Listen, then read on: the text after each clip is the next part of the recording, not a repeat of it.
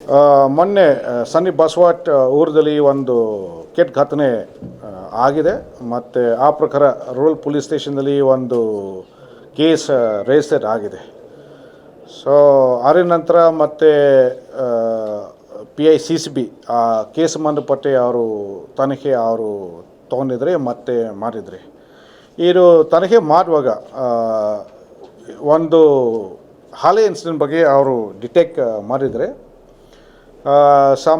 ಅದು ಏಪ್ರಿಲ್ ತಿಂಗಳಲ್ಲಿ ಸೇಮ್ ಊರದಲ್ಲಿ ಒಂದು ಘಟನೆ ಆಗಿದೆ. ಆವಾಗ ಒಂದು ರಿಲಿಜಿಯಸ್ ಸ್ಟ್ರಕ್ಚರ್ ಮೇಲೆ ಸ್ವಲ್ಪ ಹಾನಿ ಆಗಿದೆ.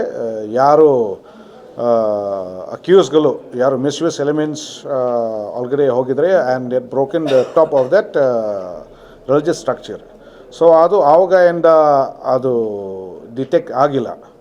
ಸೊ ಈ ಟೈಮ್ದಲ್ಲಿ ಈ ಕೇಸ್ ಡಿಟೆಕ್ಷನ್ ಇದು ಕೇಸ್ ಇನ್ವೆಸ್ಟಿಗೇಷನ್ ಮಾಡುವಾಗ ಅದು ಹಾಲಿ ಕೇಸ್ ಡಿಟೆಕ್ಷನ್ ಆಗಿದೆ.